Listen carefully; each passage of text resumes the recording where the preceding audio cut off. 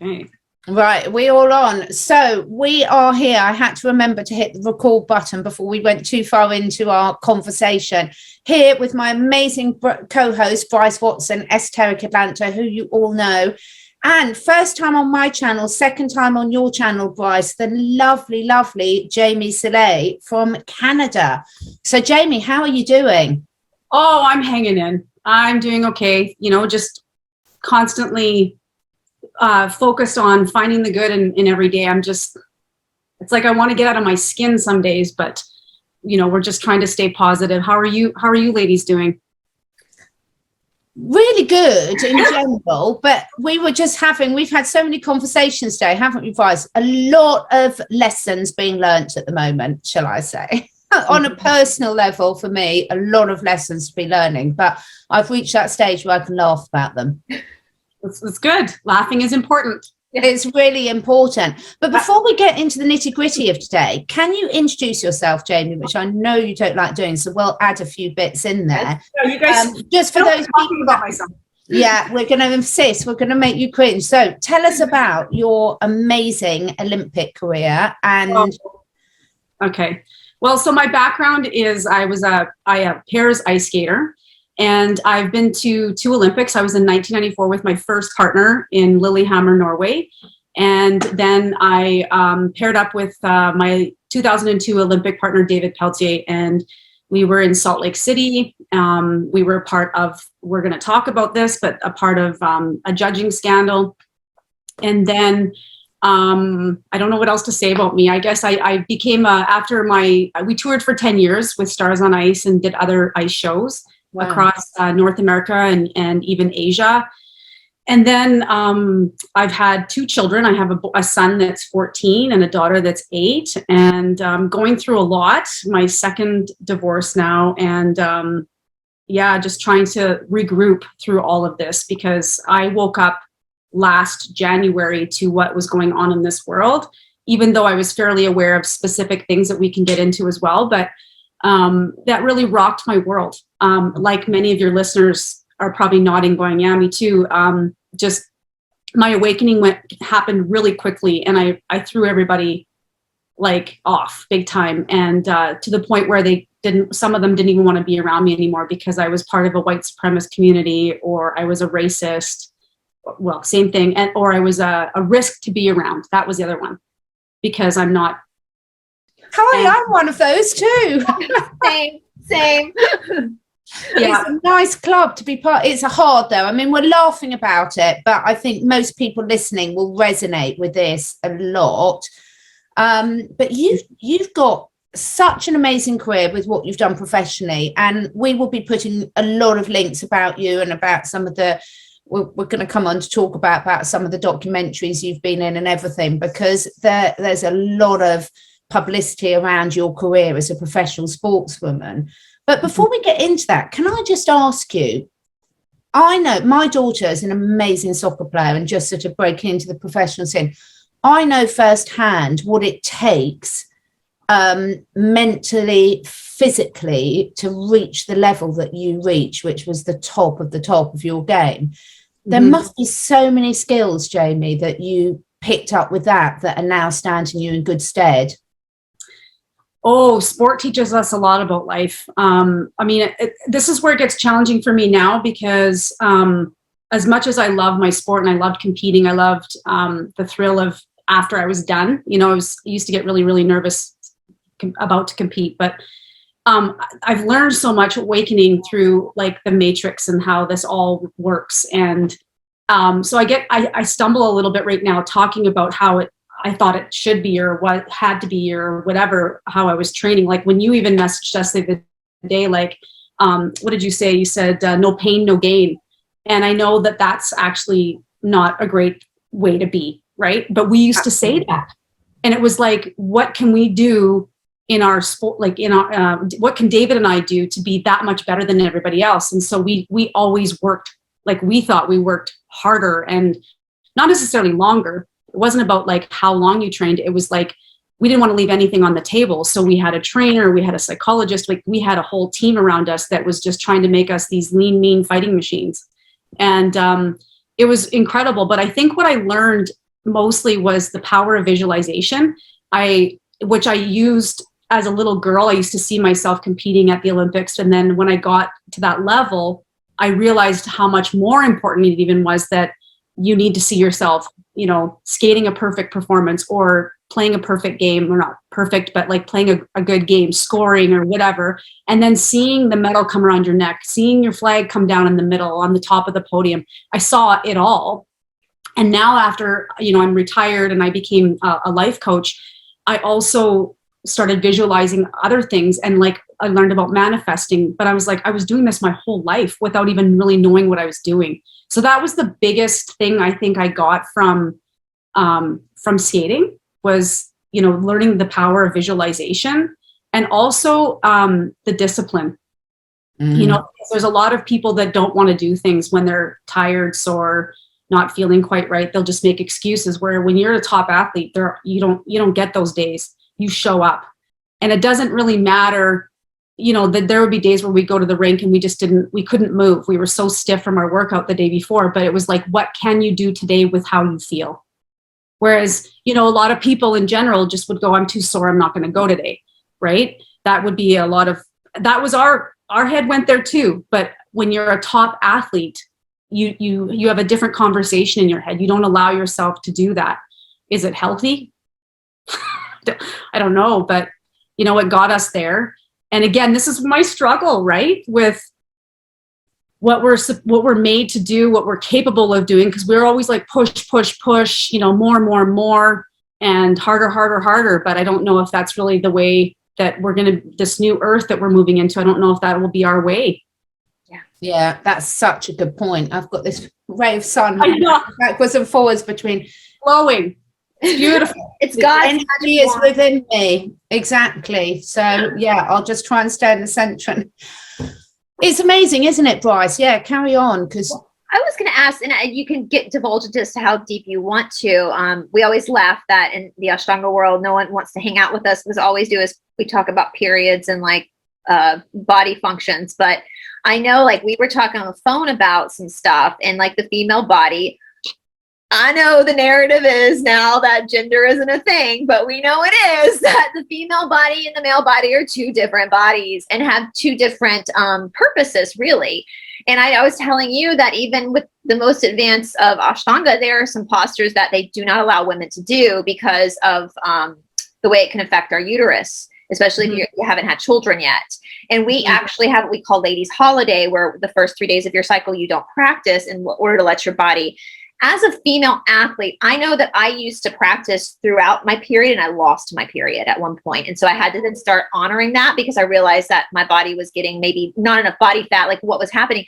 As a female athlete, how did that experience of being a woman, did you feel, for females out there, like, did you feel when it was your time of the month, did you feel that discombobulation? Like, how did that affect you, your female hormones?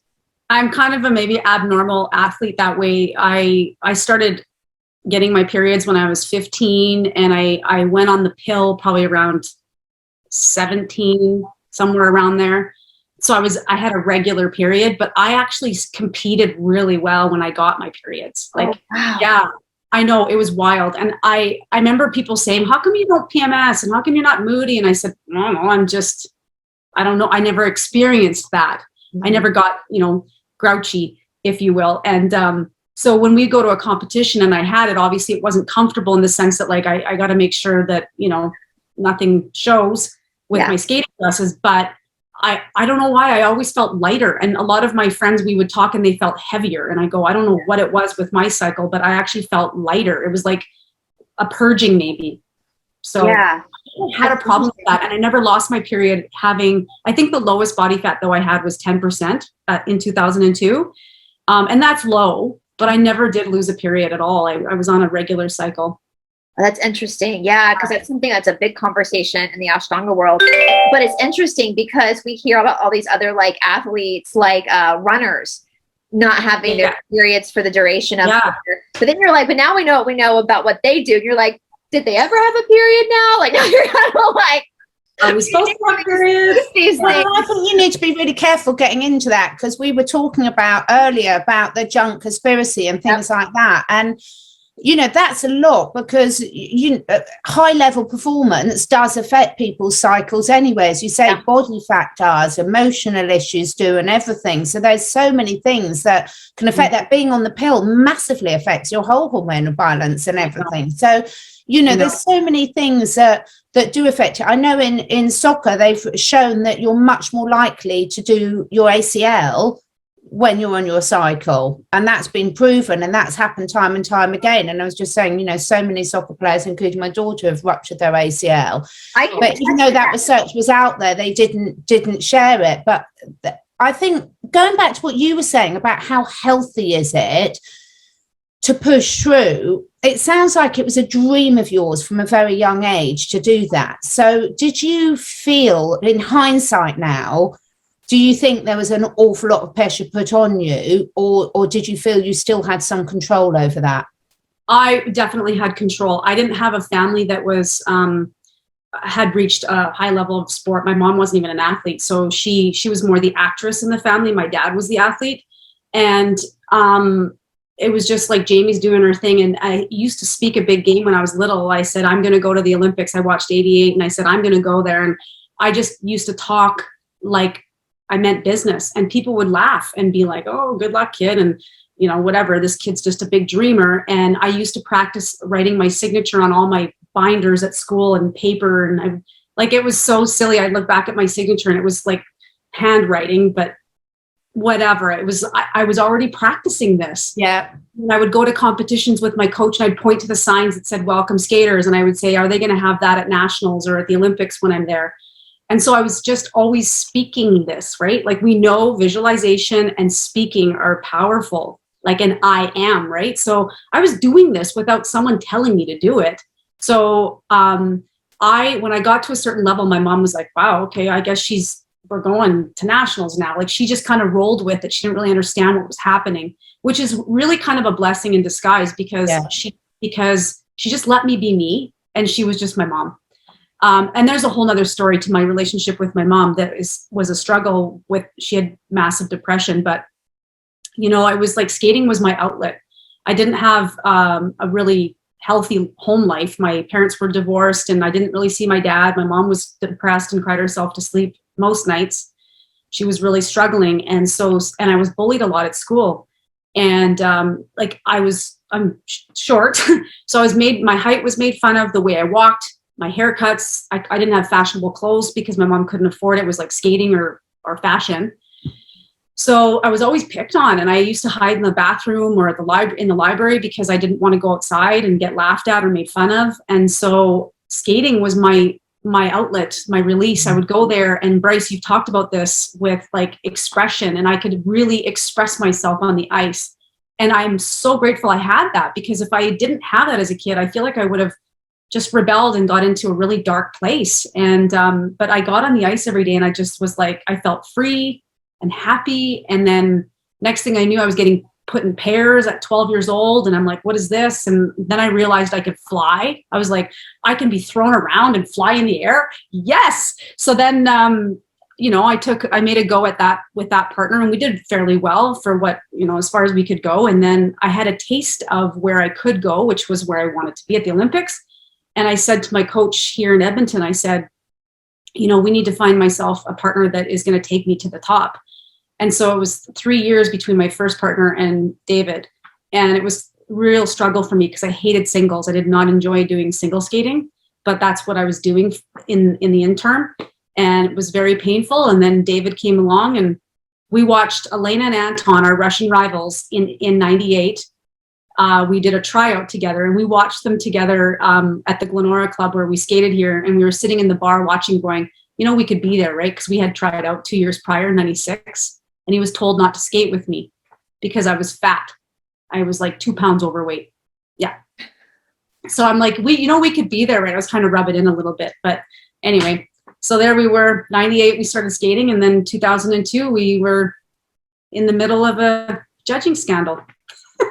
when you guys have a lot of chemistry on the you skates. I mean, as a layman, as someone that knows nothing about figure skating or any type of winter sports, really, you can tell that you guys had such a and I think it was in the Peacock documentary where you said we were soulmates on the ice. Like, you guys were meant to do this together. And you talk about what in the Bhagavad Gita, they talk a lot about Dharma, what Dharma is. And even though we come into this life in a third density body through the veil of amnesia where we can't remember anything, a lot of times we have draws and passions that are part of our soul contract. And it's almost like from a young child, you knew that part of your soul contract was to be on the ice. And that's, yes.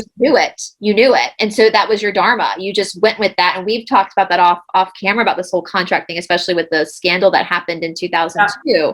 And if you guys, just to put it out there for those watching, there is a Netflix documentary called, and I'll link this in my description box, called Bad Sport, that features your scandal. And then there's a great, for the Americans out there, there's a great Peacock, like 5 episode or 4, it's a 4 episodes, it's multi, and it goes into a lot of detail into all 4 of the skaters that were involved, and the judges and what happened. But do you want to just give a little synopsis of kind of what happened?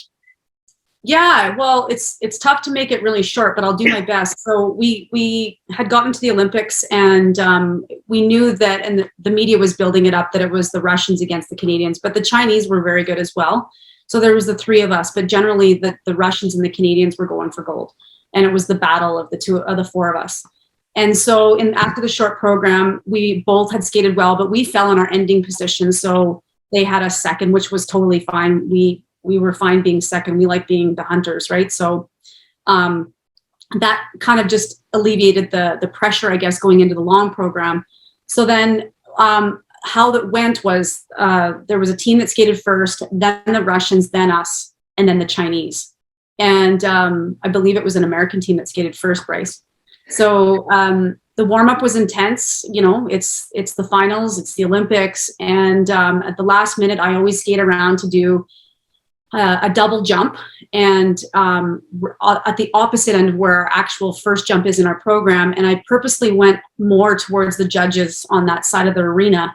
And I saw the Russians skating around the opposite end, but I thought they were going to go diagonally down the ice, and they ended up doing an S pattern. So we ended up meeting and colliding on our warm-up. I don't know if a lot of people remember that, but it was pretty traumatic and, dramatic. Like, I just remember hearing everyone like gasp for air, and I could like almost hear the commentators going, "Oh my gosh, is this going to be, a problem?" Or it was like my whole world just went like in slow motion. And I because I couldn't breathe, I was down on the ice and I'd gotten the wind knocked out of me. But we gathered ourselves up, and we all got off, and we heard the Russians skate, and we heard a mistake. We heard the crowd react. So then in my mind, naturally you go, okay, the door's open. And you don't wish for your competitors to make mistakes, but this was like one little slip up can make the difference between gold and silver between the 2 of us. So we're like, okay, the door is open. And then, so it was our turn to skate, and we had a fairly flawless skate. It wasn't, I don't like saying perfect, because I don't know if there is such a thing as perfect, but it was pretty flawless. And then we're sitting there waiting for our marks. And the first set of marks was like, we did it. And so we were reacting going, oh my God, we're going to win. This is unbelievable. And then the second artistic impression comes up, which is usually kind of at that point, that would have helped us win. But it was like not. And the ordinal 2 came up, and we were sitting there going, did we just miss something? Like, what happened? Well, let's talk about the audience reaction too. Because, oh my God, like, and I know that half of that arena is probably people who are familiar with the sport of ice skating. But I know, as someone who's been to the Olympics, you go to sporting events that you know nothing about, but you're just there to watch. And as a layman, I watched both of the performances on YouTube, guys. You can Google it. And I told you, I was like, I saw it. I mean, y'all were smooth. Like, you made it look easy. And y'all made it look like it was like I could go out there and do it no problem. Like, that's what and I've never been on ice skates, So that's how y'all made it look. And that takes a lot of control. And so you hear the audience just in disbelief too about, that's how obvious it was that something wasn't right. Something wasn't right. I think people were trying to be polite, but at the same time, they're reacting to what you're just saying. They were reacting to like, what did we miss here? Like the Canadians were clean. Yeah. And so they did, it was an eerie feeling in the arena, like of the reaction from the audience. You could look over at the judges panel and like our Canadian judge was just sitting there like this. And then some of them were just like stoic, like they had nothing, no look on their face. And it was really bizarre. And then the poor Chinese had to skate right after us. Felt so bad for them. And they did a quad throw. Like it was pretty spectacular. But she didn't stick to the landing all the way, but it was impressive. But it was like everyone was talking and going like, what just happened? What just happened? So then we finish and it's medal ceremony time. And, you know, I'm on the podium, I'm trying not to cry, but I'm like, I'm not in the right spot. Like I'm supposed to be there. You know, and I was trying not to be a bad sport about this, bad sport. I was really wanting to make sure that they had their time. And, you know, as much as I was hurting and sad, you know, it is what it is. And we knew from when we were little kids growing up in this sport that it was subjective. And if, you know, sometimes you win when you shouldn't, sometimes you're going to be fifth when you shouldn't. Yeah. But, which is so, even just saying that is so stupid, but that's how it was. So that was the night, you know, I'm sitting there going, wow, this is like, they have really changed the trajectory of my career, you know, because if you ask any athlete that has a pro life after, you know, being a silver medalist, it's still amazing. It's wonderful, but you know, your worth is that much less. I hate to talk about it like that, but as a gold medalist, all the sponsors want you, you know, you get asked to do other shows, like everyone wants you. Like, and sometimes the silver medalist is the bigger story, which it turned out to be. But at that time, you're in your head, you're like, well, that's it. You know, I'm not going to have the same career. So we skate around after we get our medals and our flowers, and the Canadian CBC, the CBC group came down, this French group came down and said to my partner, there's a scandal, there's a fix, the French judge, and he was saying something. And so we're skating off and he's saying there's a French judge scandal, blah, blah, blah. And I'm like, what? So they knew that quickly then. So, well, and I'll explain, Catherine. So we find out afterwards that it was already being talked about. There was a buzz, like people in the skating world knew it was already being talked about. The French judge even told our judge back in I think it was November the year before, that he had to vote for the Russians, even though he really liked us. And our judge went, excuse me? Like, what are you talking about? So he decided to stay quiet, because he said, I wanted to get to the Olympics and see if I could, you know, stop this corruption. Like, you know, he had no problem with Russians winning if it was their night to win, but he knew that this fix was in. And he's like, I wanted to get there and make sure I could, you know, have some say in this. And so also, can I just say, because we all know there's other subjects that this resonate with, to do with voting in politicians and things like this, amongst many other things. Mm-hmm. But I suppose they had to be caught in the act, because if he just said something before, he'd have needed absolute proof. And what would have happened if he'd have been removed from the situation? So I'm just bringing that to the awareness, because there's so much talk and casting of blame and what people would do in those situations. But it's pretty complex situation for someone in that situation like him, isn't it?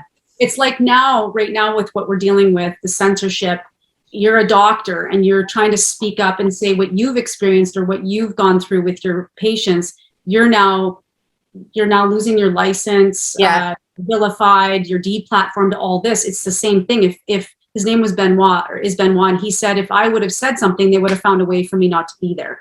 Exactly. So, it's so hard. And that's what I just wanted to bring that up to people, because it's so easy to sit back as someone not intimately involved, but these decisions are really complex. And if you can't commit a crime, and you have to commit the crime to be held accountable. Yeah. You can't just sit there and commit someone on, we think they were going to do this. Yeah. There's a rumor. When you have to see what she was going to do too, like, was she gonna, because if there could have been talk of this, but if she had voted in the appropriate manner, then it would have nullified everything, and y'all would have, and there would have been no, you know, so. There were 4 other judges with her. That's where I go, okay, well, she was the one that went back to the hotel after the event, and she confessed, as you saw in, I believe, even more in the Peacock One, where she confesses to a judge, her colleagues, and she's crying and she feels guilty. And and then obviously that stirred things up and everything, but there were 4 other judges that were with her. So why were they not talked about? I was like, this is so weird. This poor and were friend. they held to account, Jamie? Were they held to account? Were they prosecuted? Did they find out who, you see, the thing is, who forced them to do it? That's where it gets real interesting. Probably tell you that they felt the Russians were better. That's what they would probably tell you. And even she goes back, she admits what she was told to do, but then she retracts that and tries to go back and say, no, the Russians were better. And we're all sitting there going, so now you just lied? Like you went, like it was so confusing. 6 days between our skate and the co-gold medal that we got given. It was such a roller coaster of like every day there was something new coming out about what she said or what they were discovering or what was happening. It was so wild, you guys. And that's why they had to like basically shut it down, because the story was taking over the Olympics. Yeah. And like we are just two, sort of small town Canadian kids that just wanted to go have fun and come home with a gold medal. And we were in the middle of a media frenzy, and we were literally, reporters were fighting and cameras were flying, and like it was crazy. We were being followed by, like, I don't know what you call them, like the secret police, like undercover. Like we were, yes, because the FBI got involved, right? Well, and I don't even, this is so bad. This is how I don't pay attention, but like the Canadian one too. And like, yeah, they were all following us because they were worried that we were going to get harmed. Because there was obviously threats that were coming in, but we didn't hear about it at the time. We just hear about these things afterwards. So I have to be honest with your viewers, even like a lot of these things that ended up coming out, even about the Russian mob guy, like we used to just sit there and go, like, we had no idea. No idea at the time. No idea. And then more stuff would come out, and we're just sitting there going, holy, this is just getting better. Like it was like we were watching a movie. And Brice, you said something that Dave said in the interview. It was so good. It was so funny because her partner, he's quite funny. I've noticed in a lot of he's got a very good sense of humor. And that is one thing I said to you off camera too. Like if y'all watch these documentaries, Jamie and David handle this with such humor in a lot of ways. And that is a sign of somebody who is very spiritually mature. Humor is the highest level of spirituality, when you can actually kind of like years later, like laugh about the situation, because here, and I think people can relate to you guys, because most people in the world are small town kids.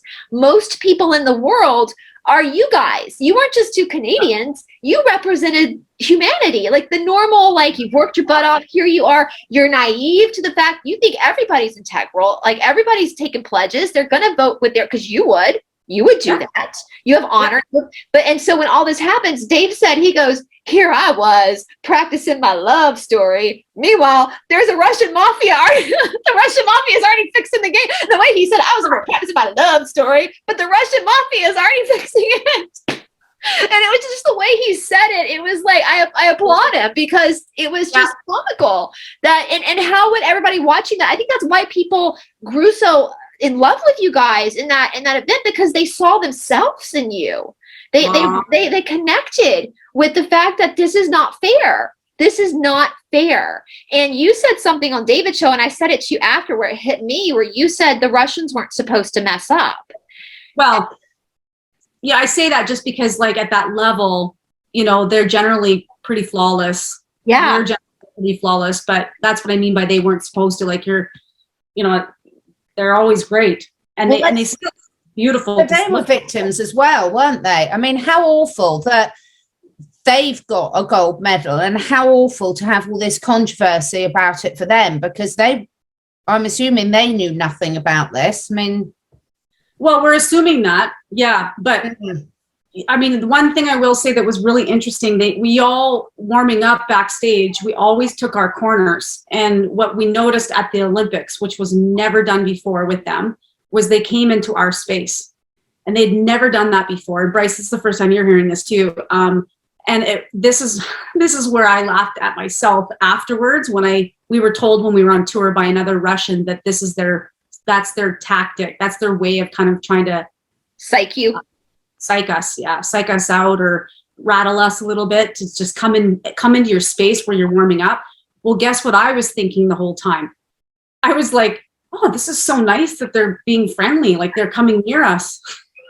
Didn't work. But again, you don't know how much is the coach, because again, you get on a lot of field sports where, you know, they're told to do tactics like that, like you delay the throw in, you do this, you get a bit closer, quick shove. So how much is at the individual level and how much? But one thing that really hit from the story you were just telling there, obviously there's a lot of synchronicities with your story of what you went through back then. What was that, 20 years ago? And what we're seeing now. And one thing that just came into my mind, yes, there was this huge scandal, but I wonder what else they were distracting from that was going on there. Because, you know, I know you guys are doing a deep dive into the Olympics and a lot of, shall we say, can we say the R word?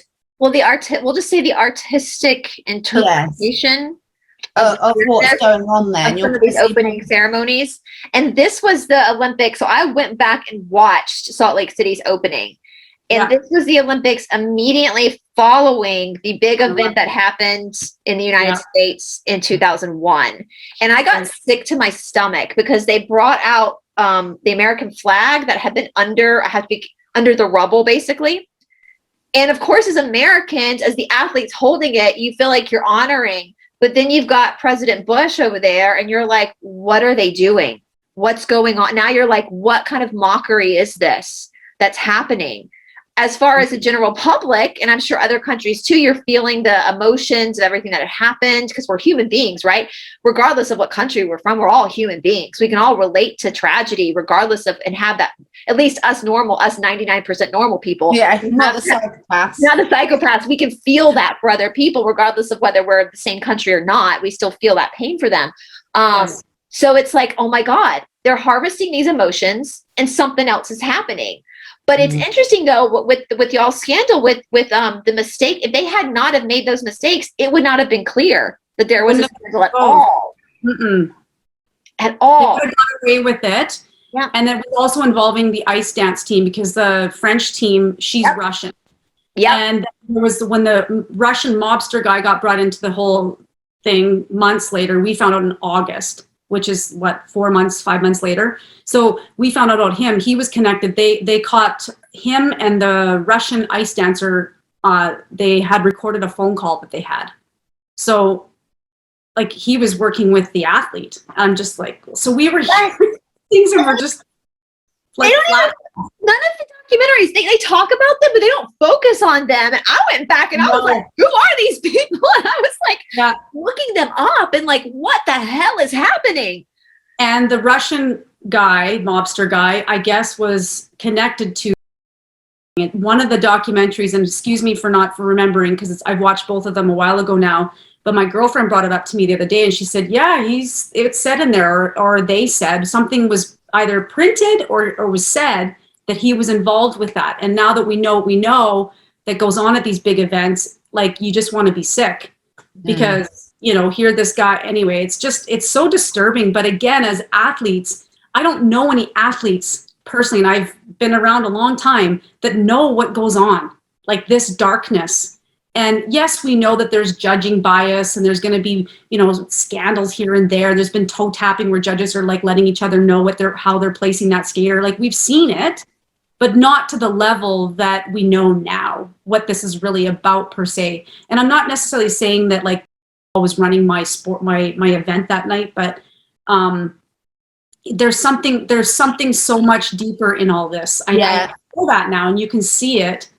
And again, just seeing like what happened even months later and the stuff that came out. What else haven't they talked about? What else haven't they revealed? Like what they let leak. But, and that's what I said, when you watch, especially the Peacock documentary, because it goes into so much detail, you start thinking, if this is all about money, then it's easy to be like, no, I'm good. I'm not going to do this. What are they holding over people's heads? What I mean. What honeypot type of situation to force them into these, because it is the French judge, you believe, like when it's obvious she admitted to this and then she all of a sudden retracts. And she's not fooling anybody. Like, in my opinion, she's not fooling anybody. We know what she said to the head person. That story has never changed coming from her, no matter what gaslighting is trying to be done to cover that up. But it's just, and I said to you, Jamie, like, I feel like even though it's a 20-year mark, so people could say, oh, that's why it's been 20 years. No, I feel like there's a bigger purpose as to why this is resurfacing now after all these years. That? Because we kept saying, like, we first did the Netflix one right before COVID started. And the fact that it's a Netflix one is pretty significant anyway. Well, they were doing, the group was from England, Catherine, and they came over and they told us that they were in charge of the skating story. And there were 5 other documentaries that they were filming that were about scandal. And I was like, well, that's interesting. And we just think, oh, okay, they're just trying to expose some crazy things that go on in sports. Well, then we're in the middle of this stuff and you're going, well, because they were also a year delayed in getting it out. That was the other thing that was really interesting. They said, oh, it'd be out this August, which was like the first August of, and then it came out the following year. Mm-hmm. And then that was right when we just started getting interviewed for the Peacock One. And I remember thinking, why is our story so popular again right now? Like, it's 20 years old. Like, even 19, 20 years old. Why is this being brought up again? Yeah, exactly. Was Netflix kind of taken over by the good guys? Right? I went and I said to you on David's show, the 20-year, that's a karmic cycle. And it's almost like, I hope you don't mind me saying this on camera. I said to you off camera, and of course I can't speak for anybody's like soul contracts. That's between you and God, but it almost feels like the 4 of you and David and Anton and Elaine had a mission. Maybe you didn't remember, but there was some karmic, like that's definitely a karmic tie that the 4 of you have. And it's bigger. It's like, it's almost like y'all were strong enough. God said the 4 of you are strong enough. Well, it's funny, if you asked us in our human meat suit right now, all 4 of us would go, hell no. Right? But we all wanted to come home with our gold medals. It wasn't like, oh yeah, there was a spiritual contract. But actually, that is interesting because I've really dove into the spiritual side of, our beingness and everything. And it that made sense to me when you said that. I went, oh my gosh, yeah, maybe we had an agreement to do that, and that's, and the fact that it's coming back up, we don't have all the answers as to why things are being resurfaced, but we know that you have to really, even for us that are awake, when we were learning these things, we didn't learn it all at once. We followed rabbit trails, right? We followed these trails, and to bring this back up, and the fact that more people are like the Olympics that just happened, bless those athletes' heart. No one was aware that it was even going on. The Olympics used to be one of the biggest things in the world, and now nobody even. We're so our world is so chaotic that we're not even aware of things, and so it's like, okay, let's revisit this. Look at this, guys. Look at what's happening. And I do want to put that out there. And we talked about this on my show too. Like, people like Jamie, David, the Russians, they are not doing the party drug. They are not.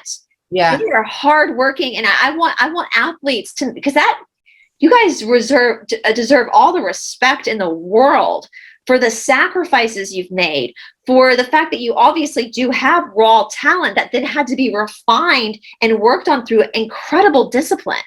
It takes discipline to train your body, and the body isn't always ever flowing, changing things. So it's not like one practice and you're good. It's a lifetime of working as a pair and working with each other's bodies. And y'all all deserve. Y'all, that's a big Southern thing. All y'all deserve all the respect in the world. And just because the Olympics might be tainted doesn't mean the athletes are. No. And I want people to be able to separate the two. It's just like we were saying, Catherine, just because Disney World is bad doesn't mean that all the employees are involved in their shenanigans.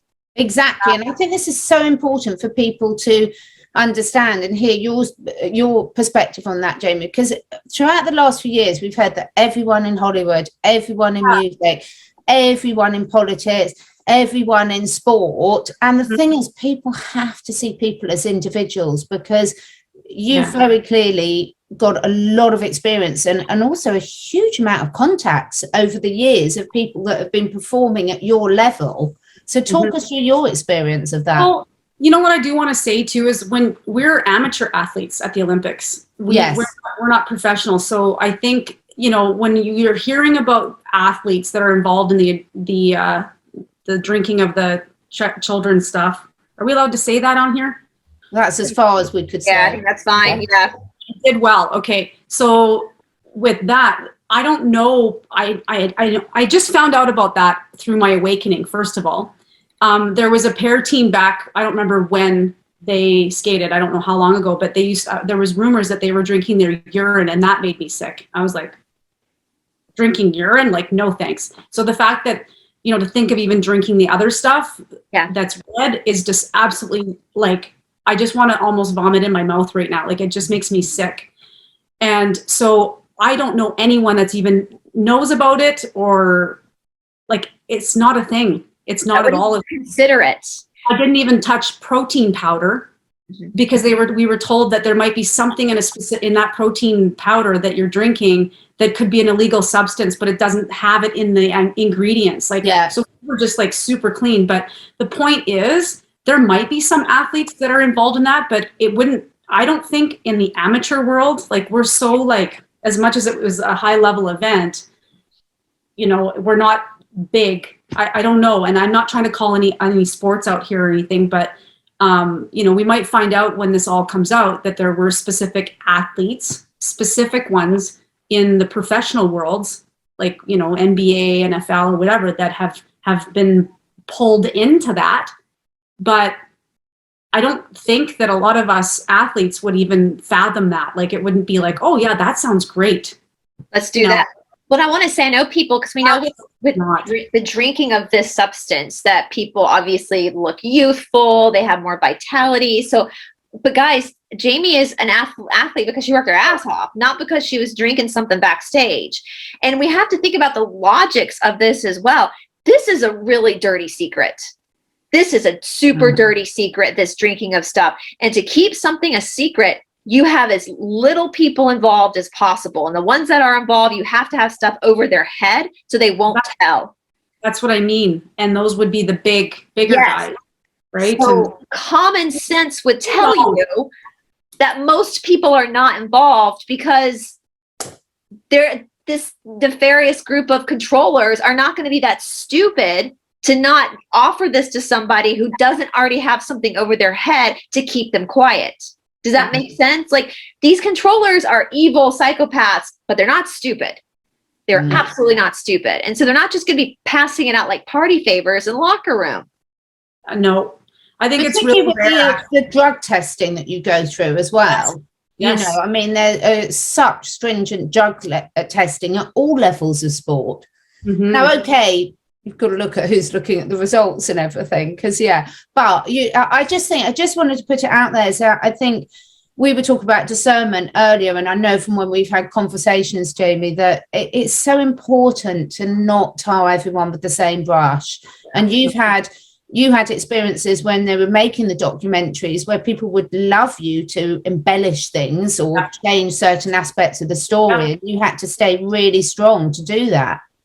Yeah, well, I've dealt with that my whole life, doing interviews where you would speak in an interview and then the next day you would watch it on television and they would sort of take only one part of it where they wanted it to look a certain way, and then they had an agenda tied to it, and you're going, that wasn't at all what my perception or perspective was on that interview.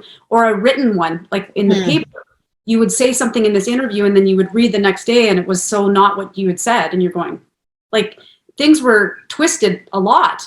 And so when I was getting interviewed with the Netflix one, they'd ask me a question, and don't get me wrong, I really loved these people. They were awesome to us, but they would ask a question and I would answer it the way I wanted to answer it. And it wasn't like I was trying to be someone that I wasn't. I was just being me, but I was answering it from my heart. And then they would ask the same question, but in a different way. And finally, after the third or fourth time, I actually had to say, stop trying to get me to say something I don't feel. Because I can see what you're trying to do right now. You're trying to get me to say something that you're wanting for drama. And I go, I don't feel that. And it's not necessarily their fault, but they are trained to do that.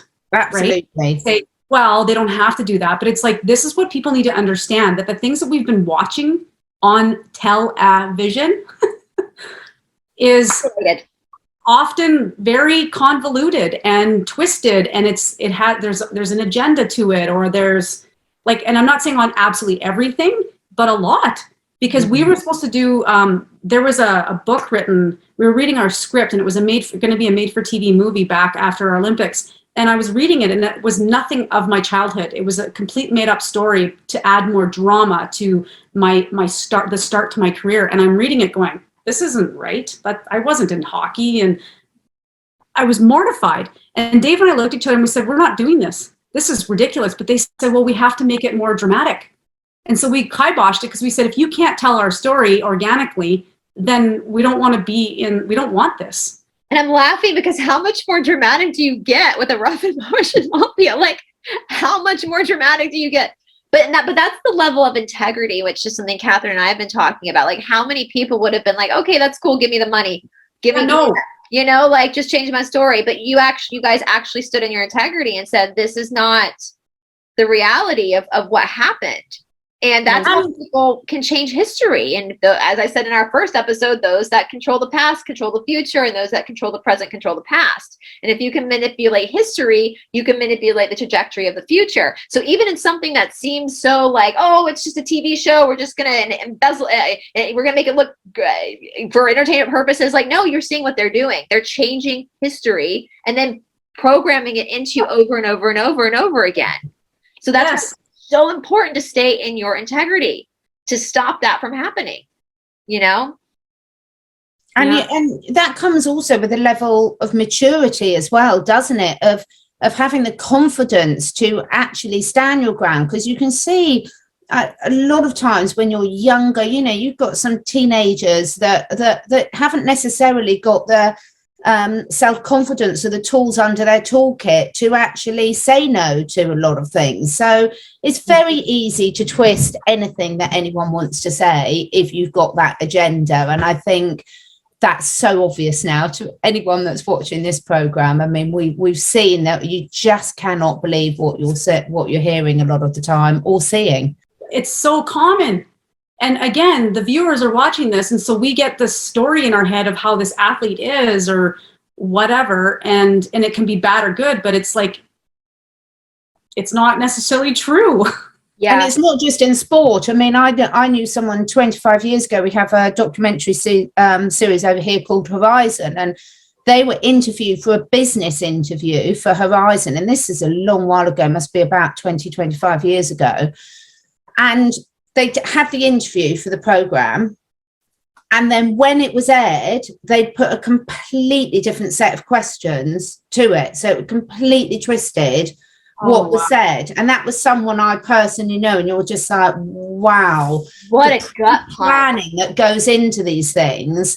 And so my point is I just have really come to sort of an awakening of the last few months of just like, do you know what, we've had so many things said about so many people in the public eye that we don't know, and just to be really cautious about what you're believing, because it's very easy to make up rumors about all sorts of people. I'm not saying that these awful things aren't going on, oh my goodness, I'm not saying that at all, but to tar everyone with the same brush when you don't know them personally. And when you start to see the level of manipulation that goes on at every level, I think is really, really dangerous. Yeah. Well, as you're talking, I'm sitting here thinking of like the big guys, like, you know, in the NBA or the NFL, like those guys that get invited to the Hollywood events and the parties and stuff like that, maybe where things happen. But in general, like most athletes are just living their life and competing, and, you know, it's not even, I bet a lot of athletes don't even know about that stuff, that party substance that they're drinking. I bet a lot don't even know about it. I know I didn't. If I had to bet, I would bet that most athletes in their prime probably live pretty boring lives. Yeah. No, because we're disciplined. Yeah. And I mean, I will say, like, I know athletes that work really hard and play really hard.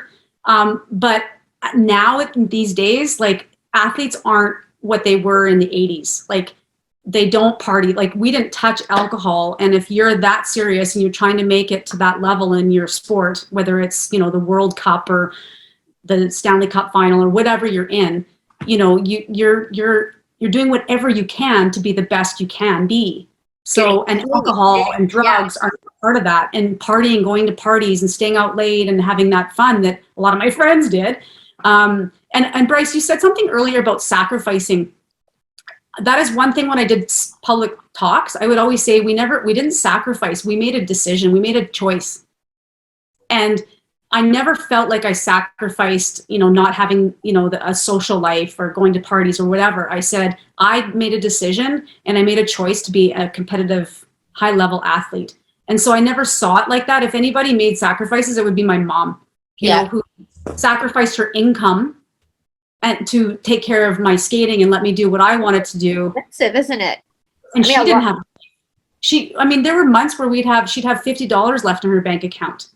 Like I look at now, right? I look at my bank account sometimes and it gets down to like $300 and I'm like, and she was like paying for my skating, working her tail off as an interior decorator and trying to make my life great, but she had nothing.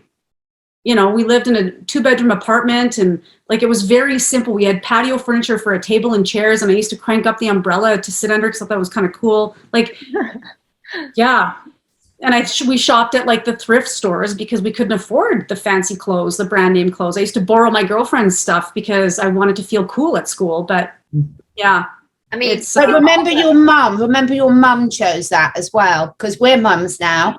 And she did. We would do exactly the same, and we do the same. But I know what you mean. I think people, the whole family, it's such an involvement for the whole family. But it must be so wonderful, Jamie, to have that to look back on. I mean, people talk about finding their purpose in life, and you must have, as I said, learned so many things now that you're carrying forward into your life coaching, your own personal life, and the next stage of your journey you're on. So what's next for you?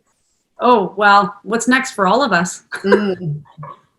We need, it's very confusing time for me right now. I keep getting a download though that says, stay still, be still. And, when we talk about like we have thoughts or we hear a voice or whatever, I get these downloads. It just says be still right now. And I don't like the word lost. People in my past recent life have transitioned out of it because of my decisions around my beliefs around all this.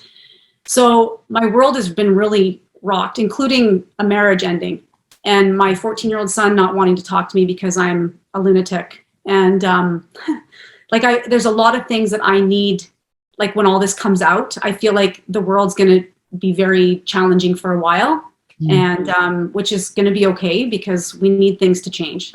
But I don't really feel the need to go into a career or like find a job. I don't feel that like that's what I'm going to be doing. And Brice, we've talked about this. Like, I know there's going to be, I'm a connector. I love speaking with people. I like helping people. So there will be something for me in that aspect where maybe I'm helping the people that are waking up and they're struggling with it. I don't know, but I definitely really loved what I did as a coach. I was helping people achieve their dreams.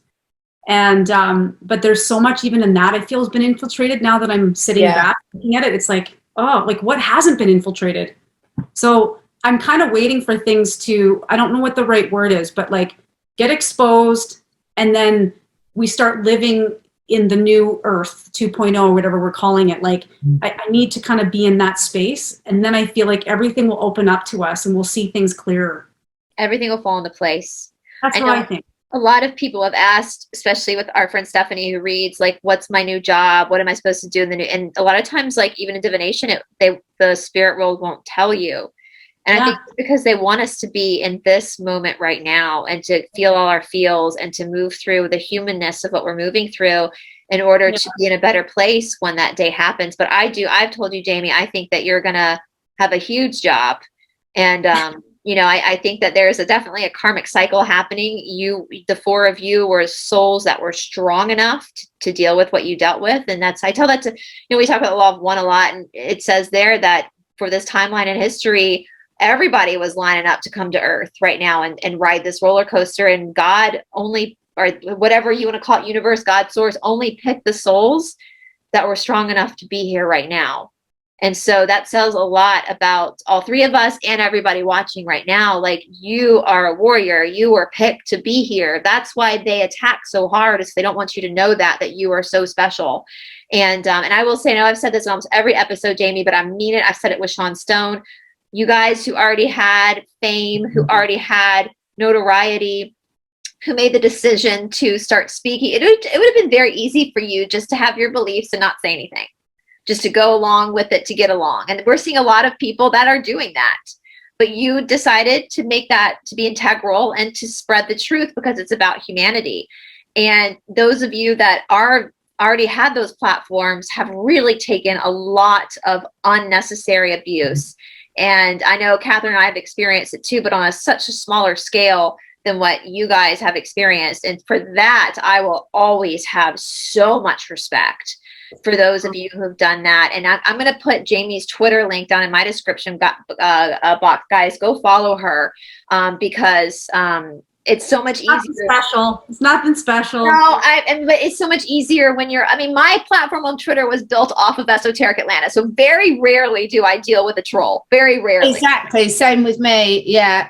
And so, but Jamie's got fans, and so you guys go follow her so she can give that support back to her, because I know, and somebody has said that multiple people have said to me about you, Jamie, like in messages, like the fact that you were somebody that people watched on TV, that you were somebody at the cover of magazines, and that you're speaking the truth, the same truth that they believe, it gives them hope, them courage. So I'm going to get emotional. Just you being truthful, I don't know why it makes me so emotional. You're helping other people. Well, okay, Brice, this is this emotional time here. Maybe it's supposed to be encouraging, but it's because of people like the two of you that got me speaking. I was healing all last year because of all the things I was going through, and I was really struggling, getting gaslit every day, ridiculed, shamed, dumped. Like, I got all kinds of nasty things, and I wasn't even on social media then. I stayed off of it. And then January, I got this, like, it's go time. You stand up. You're ready. You are ready for this. And I found you guys last year, all of you. And, obviously we're finding out that there are some of the people on YouTube that aren't authentic or real, but that's okay. You know what? Take the good with whatever people gave you. But the point being is that you guys gave me strength. And to see that there was such a huge community in your world of speaking truth, that I was like, okay, I'm so not alone. And I know it's like, we know we're on the right side of what's true, like the stuff that's going on. And because we see it, once you see it, you can't unsee it. But it was so challenging for me until I saw again your talks and your courage and your truth. And I went like, it's okay. You know what? You're going to get backlash. You're going to get this. And I kind of had to go through that storm a little bit with people coming at me. But one thing I will say is interesting with this whole Twitter thing is I would post something. It started off with me liking things, and I got absolutely annihilated just for liking things. It's ridiculous, isn't it? Who even notices what people are liking? But I was trying to be quiet, right? Like, I'm just like, and I got annihilated. Then I was like, okay, I'll repost some of these people that I follow. Okay, then that was bad again. Well, then all of a sudden this whole Elon Musk thing and whatever happened. I also gained probably about 2,000 followers, which isn't huge. But what I really noticed was someone would come after me with some like a not nice comment, and 15 people will attack them. Not attack in a mean way, but tell them like, hey, get lost, or they'll set them. Yeah. I never had that before. Yeah, it's so important. I think the people that are standing up are really strong. There's no more shadow banning. No, yeah. I do think we need to get our friend Liz to make us all T-shirts saying we are a danger to society. Because I can't tell you how many times I've been told that, and how many times people have deleted me from WhatsApp groups and not been invited out to the gatherings and things like this. And it is quite, I laugh about it some, now, but I do sometimes have a cry about it. But you have to make space in your life, don't you? If you're going to really be authentic to yourself, if you don't let go of relationships from both ways. They have to let go of you if you're not serving them, and you have to let go of them. And then this allows space for us all to get together. Yes. And on that T-shirt note, the convoy thing that happened in Canada, we were called the fringe minority, right? Okay, so I made a group of my girls, of all of us that are in the same mindset. I got T-shirts. They were purple because purple was supposed to signify freedom. So they're purple. They say fringe minority. And then I even had a sweatshirt that had I've had my 2 shots, and it was like shot glasses of exactly. But I'm trying. It's like I'm not trying to make fun of the people that got it or whatever. It's just trying to make light of the situation. But the fringe minority is my favorite. We are so not a minority, by the way. Did you hear what Mr. B said yesterday about the M movement? I'll just say the MA, that movement.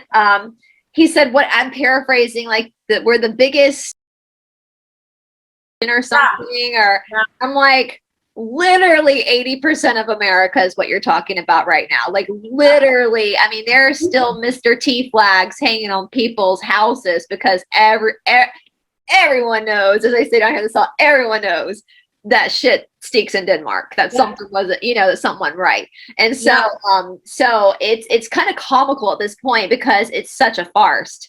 It's such. I've still got friends and members of my family who seriously believe and have told me on numerous occasions that no one in the whole world thinks like I do. I'm just a complete freak of nature. And it's hysterical. I cannot wait. I mean, I'm not waiting for anything, but I'm just like, hello. There's actually quite a few of us. But again, you just have to laugh or you cry. And you did say, have I got my glass of wine here? But I've got water at the moment. But sometimes it helps. And very soon we can all get together as well. We are having one big party. Brice talked about this. We're going to, when I can fly, I can't even fly within my own country. Like this is just, no restrictions here. This is odd. This is what I can't. But this will have to be for the next discussion because I've got to go and get my poor horses now. But I think, isn't this fascinating how you can't fly in your own country and yet the UK at the moment, and I'm touching wood everywhere because I don't want to bring anything to think, but we've got no restrictions here at all. Doesn't mean people aren't still doing silly things.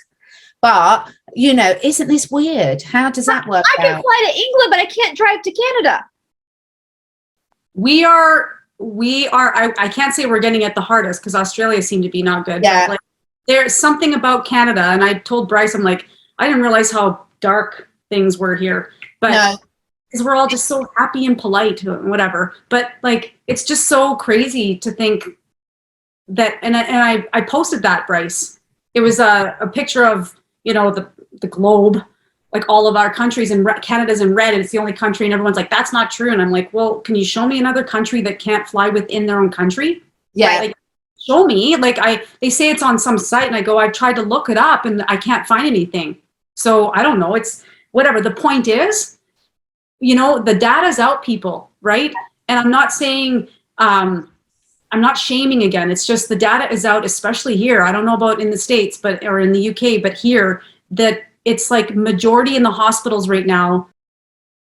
Mm-hmm. And yet they can have family members that are in there with them if they're sick or dying.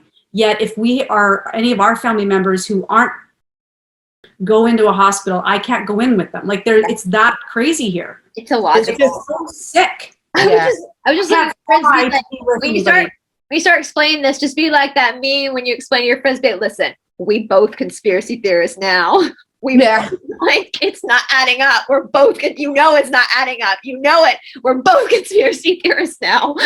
So you got 78% are in the hospital, and yet you're telling me, who's healthy, even willing to do a test to come in with a family member, that I can't come in?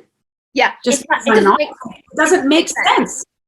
Yeah, and then everyone's just walking around like, oh, just get your job so we can move on. You're the problem. And So we can keep you safe. Oh my God. I know that the world is completely inverted. And I think you hit the nail on the head when you said, you know, about Canada and Australia having it worse. Those would be the two countries before this happened that people would say they'll be all right there. This won't happen where they are. And it just shows about, and China, apparently, how much the veil has lifted and how much we're really finding out about things. And thank God, because you summed it perfectly, Jamie. You know, once you see, you cannot unsee. And this is why I feel so confident. I feel so confident because you don't ever go back. There's not one single person I know that moved on to be a conspiracy nutter that's gone back to the mainstream. It just doesn't happen. No. It's everything. But don't worry, I'm normal. Because you can't fly, I'll send my unicorn over for you and you can come on that. So thank you. Or your spaceship. Yeah, exactly. Oh, spaceships and other ones we must. Oh, it's so lovely connecting. Thank you so much. We will put all your links below. And I'm pretty sure we will be back, ladies, for another installment. And on Brice's channel, obviously, for anyone watching it on mine, you will see the first interview that Brice and Jamie did together with Stephanie as well, wasn't it? So please do go and watch that, because that covers a whole different aspect of things as well. Yeah. Have a great day, evening, wherever you are. And thank you so much for watching, everyone. Bye, guys. Bye.